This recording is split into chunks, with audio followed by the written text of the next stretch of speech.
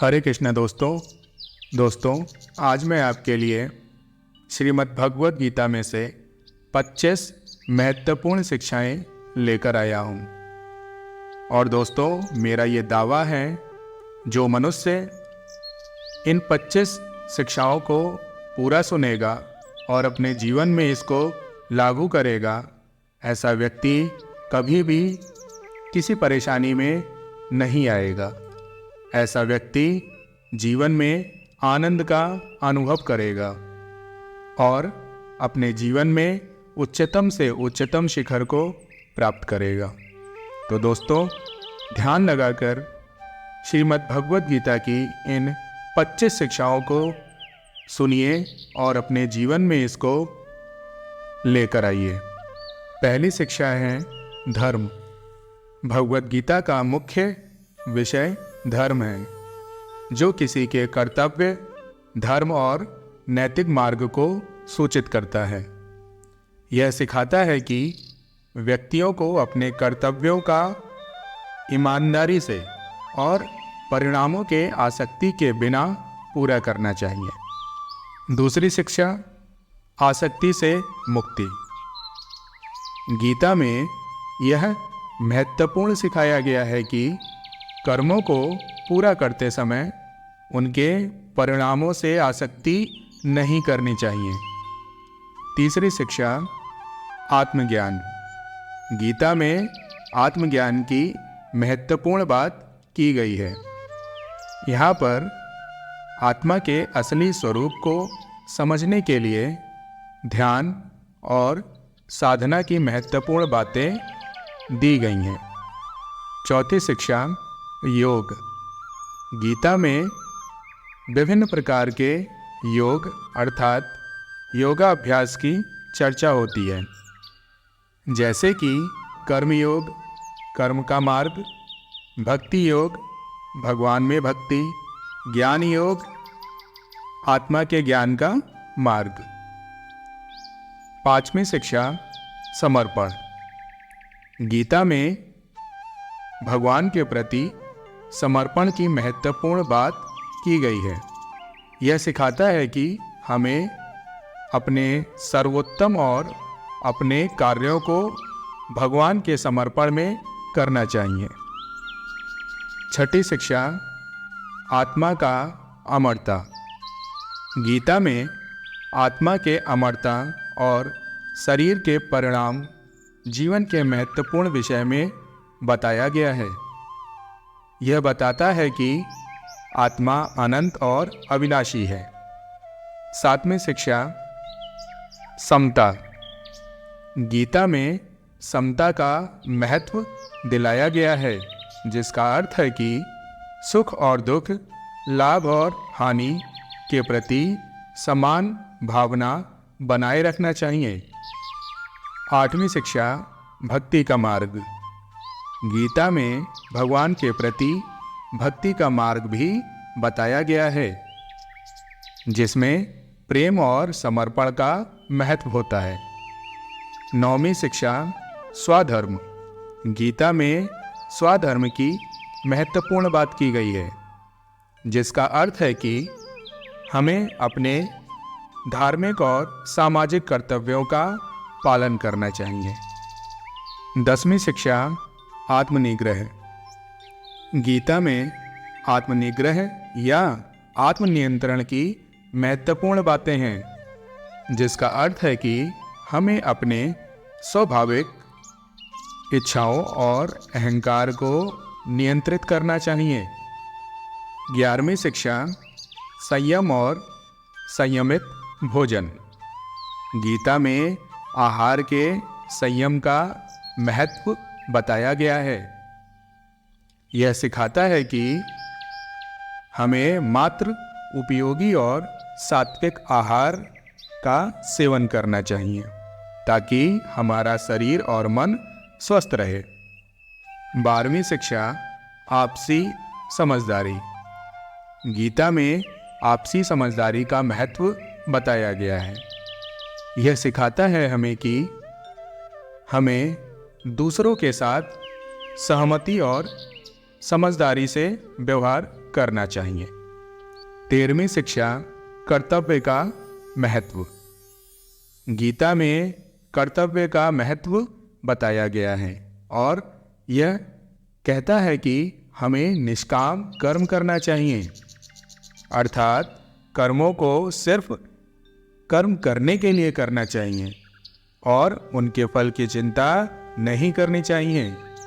14वीं शिक्षा, संयम और ध्यान। ध्यान और संयम की महत्वपूर्ण बातें गीता में दिखाई गई हैं। यह सिखाता है हमें कि हमें मानसिक और भौतिक संयम बनाए रखना चाहिए ताकि हम अपने लक्ष्यों को प्राप्त कर सकें। 15वीं शिक्षा, सहनशीलता। गीता में सहनशीलता का महत्व बताया गया है और यह सिखाता है कि हमें जीवन के उपयोगियों और दुखों का सामना सही तरीके से करना चाहिए। 16वीं शिक्षा, शांति और आत्म प्राप्ति। गीता में शांति और आत्म प्राप्ति के लिए ध्यान और धारणा की महत्वपूर्ण बातें हैं। यह सिखाता है हमें कि मानसिक और आत्मिक शांति केवल आत्मा के माध्यम से हो सकती है। 17वीं शिक्षा, कर्म और योग। गीता में कहा गया है कि जीवन में सफलता पाने के लिए कर्म और योग का संयोजन महत्वपूर्ण है। कर्म योग के माध्यम से कर्मों को योग्यता और निष्काम भाव सीखने की सीख देता है। 18वीं शिक्षा, आदर्श जीवन। गीता में भगवान श्री कृष्ण अर्जुन को एक आदर्श जीवन की उपादेयता दिखाते हैं जो कर्म योग, भक्ति योग, ज्ञान योग के साथ संयोजित होता है। ये हमें एक उच्च और सफल जीवन का परिचय देता है। 19वीं शिक्षा, वैराग्य। गीता में वैराग्य का महत्व बताया गया है जिसका अर्थ है मानसिक और भौतिक संयम के माध्यम से संवाद करना।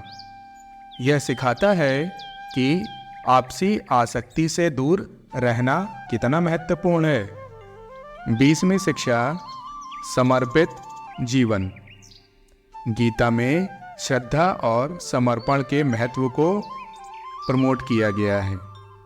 यह सिखाता है कि हमें अपने कर्मों को भगवान के लिए समर्पित करना चाहिए और उनके सेवा में अपना समय और सामर्थ्य समर्पित करना चाहिए।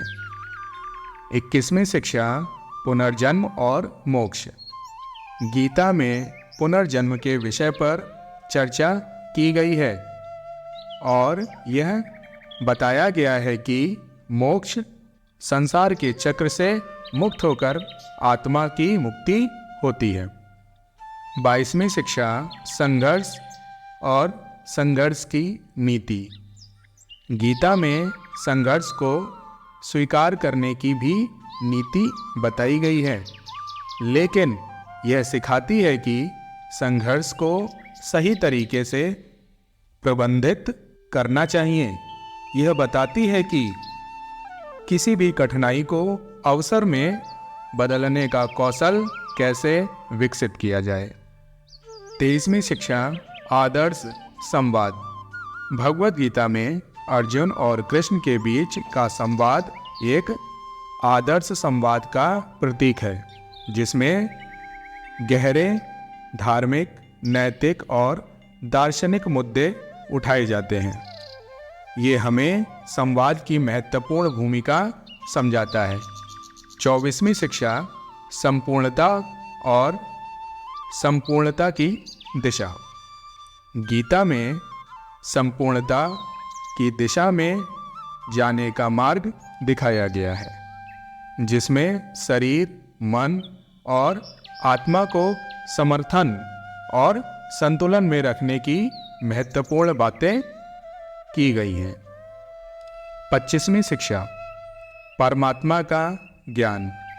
गीता में जीवन का मुख्य उद्देश्य परमात्मा को जानने और उससे मिलने की प्राप्ति है। यह बताता है कि आत्मा की सच्ची पहचान परमात्मा के साथ होती है।